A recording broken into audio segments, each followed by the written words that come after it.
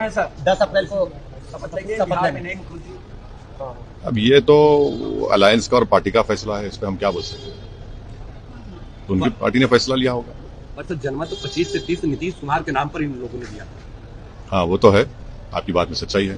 Sir Bihar में महागठबंधन की यदि सरकार बनती है तो क्या एआईएमआईएम समर्थन देगी? बन रही है क्या?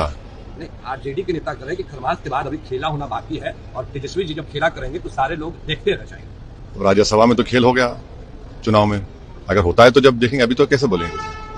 अलग अलग राज्यों में चुनाव हो रहे हैं, क्या लग रहा है, क्या स्थिति है? चुनाव लड़ रहे हैं, वहाँ आपको लगातार कांग्रेस लेफ्ट के द्वारा टीएमसी की तरफ फिर वही कहा जा रहा है जो बिहार में कहा गया कि बीजेपी की बीट है। कोई बात नहीं, बोलने दीजिए। बिहार में भी जो वो लोग बोले थे उनकी बात का कोई जनता पे असर नहीं हुआ, इंशाल्लाह यहाँ पर भी नहीं होगा। सर ममता बनर्जी ने अपना मैनिफेस्टो उर्दू में जारी किया है सर।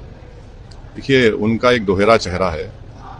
पिछले साल 5 लाख बैकवर्ड कास्ट के सर्टिफिकेट ने हाईकोर्ट ने कैंसिल कर दिया, उसमें करीब 3 लाख मुसलमान बैकवर्ड कास्ट के सर्टिफिकेट थे, उस पर बात ही नहीं हो रही है। 3 लाख अगर मुसलमानों के बैकवर्ड कास्ट के सर्टिफिकेट कैंसिल हो गए तो बात ही नहीं होती है उस पर।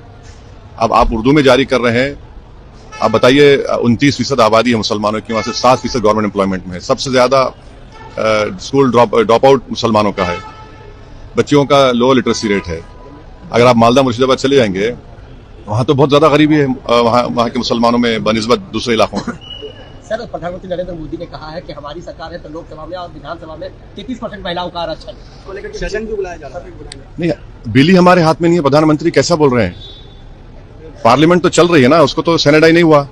प्रधानमंत्री कैसा बोल रहे हैं? ये तो गैर अखलाकी बात है। बिल हमारे हाथ में आ जाए, हम देखेंगे। बिल आ ही नहीं रहा है। और दूसरी बात यह कि अगर 29 के बाद बुलाते तो कौन सा आसमान गिरने वाला था? कॉन्स्टिट्यूशनल अमेंडमेंट है, उसमें आपको 2/3 की जरूरत पड़ेगी। और बंगाल में 42 एमपीज हैं, तमिलनाडु में करीब 40 हैं, केरल में 20 हैं, असम में है। भाई ऐसा ही अगर आप मिला लेंगे तो करीब 150 एमपी तो चुनाव में लगे हुए हैं, करीब 150। तो इतनी जल्दी क्या है? आप 29 के बाद बुला लेते। बिल तो सर्कुलेट कर दीजिए, उस पर हम बात करेंगे, पढ़ लेंगे।